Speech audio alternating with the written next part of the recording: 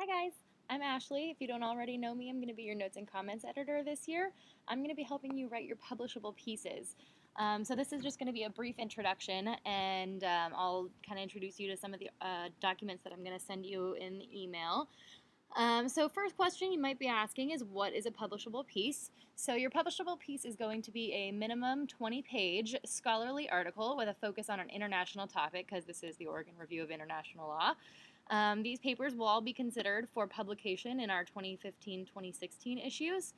I am currently living up in Seattle, but I will be coming down a couple of times over the year to meet with everyone to talk about your papers / topics and everything. But if you ever need to get a hold of me, you can call me, Skype me, text me, tweet me, Facebook message me, Gmail chat, Instagram. That would be weird. Anyways, you should have no trouble getting a hold of me if you need to. So first off, I'm going to send you guys an email with several attachments, and I'm going to explain how all of that kind of fits together.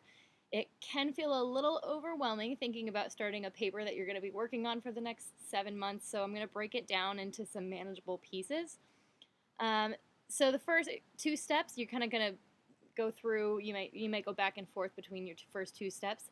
So your first step is choosing a topic and a faculty advisor. So you have notes and you have comments. You can do a note where you choose a case and you kind of go ahead and talk about that case through your paper and do a whole analytical thing about the case, or you can do a comment, which is what I did. You choose one subject and you talk about the subject overall. And then we've got a little bit more detail in your publishable piece packet about notes versus comments. So once you get your topic, that might give you a little bit of an idea of who might be your best faculty advisor. You can write a paper for a class, and in that case, your professor would be your faculty advisor for that. So the first thing you need to know is that on September 12th, you're going to be emailing me 3 topic ideas. So make sure it's just really informal email, but just make sure you put a lot of thought into those 3 topics, because you're going to be stuck with one of those topics for quite some time, and you really don't want to be writing a paper about something you're not interested in at all. Step 2 is going to be preemption checking. So once you've chosen your topic, you're going to go ahead and go through, do some research on Westlaw and Lexis, and you're going to try to make sure that nobody has already written the paper that you are trying to write, because if you have, you're going to be looking at issues with plagiarism and just being uninteresting, so no one wants to read a paper that's already been written. So if you, like I said, you might be going back and forth between these 2 steps. So if you find when you're doing your preemption check on a topic that it is a saturated area and you don't really have anything new to say, you may want to go back and choose a different topic.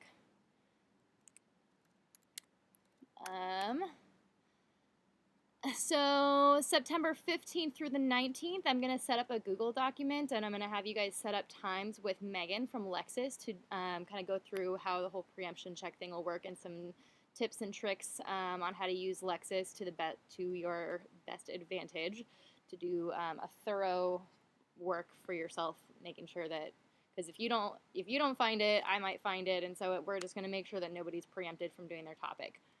On September 21st, you are going to have your preemption check table and a 1-page memo due, and I will send you a separate document with all your preemption check information, including a table and instructions for your memo.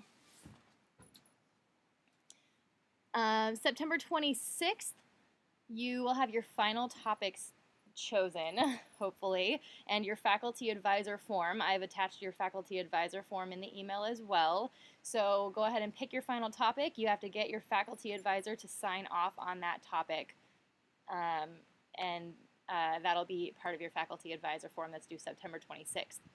And finally, the last thing I'm going to tell you about now, and this is as far as you should be looking for now, is on October 10th, you'll have a skeleton. I call it a skeleton plus outline, because it is going to be a 5-page outline, so it's a little bit more than a skeleton. You need to have some research done, and you should kind of have a scope of what the paper is going to look like, but it is going to be still a very basic structured outline to really help you organize your thoughts and get into the first draft writing process. So that's all I'm going to go through for now. Overall, during the process, it may help you to keep 2 things in mind, and this is going to be the foundation that you'll lay for your paper.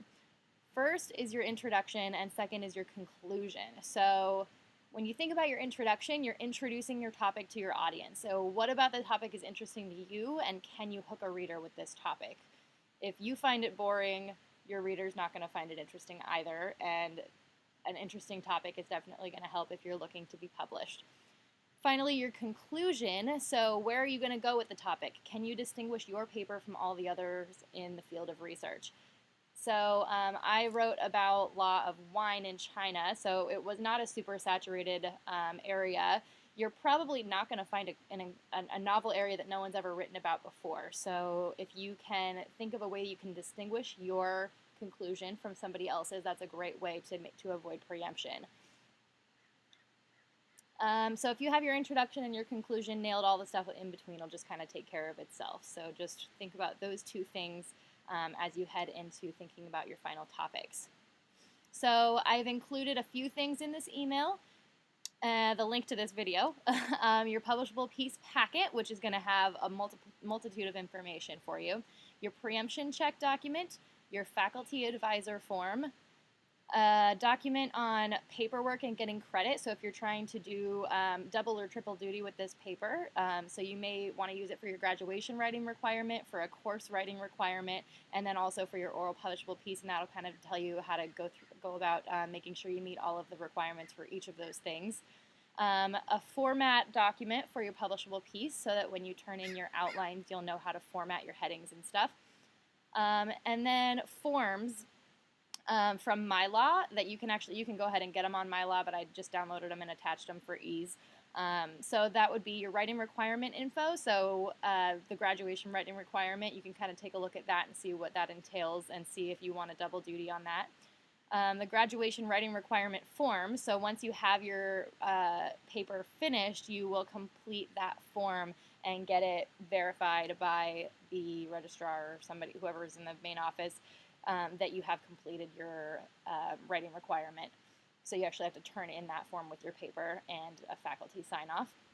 An adjunct form. If you want to use an adjunct professor for your faculty advisor, you'll need this form.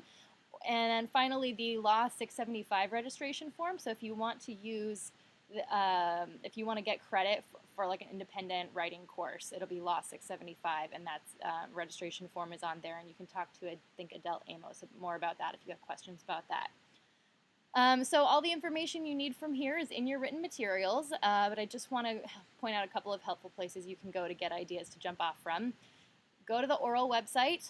We have a couple of tabs. The ORIL Publications tab, that'll kind of show you a little bit more of what not to do. Anything that's been published in the last couple of years, you're probably going to want to avoid since we've already done it. We don't want to do it again.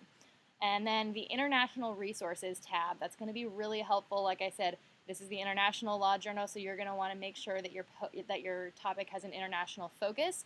And so that one has links to international organizations, foreign courts, legislatures, institutions, etc., etc. If you have any questions, don't hesitate to contact me, and I will be in touch with you guys over email about when I will be down there to meet with you for the first time. So it's nice to meet you all, and good luck.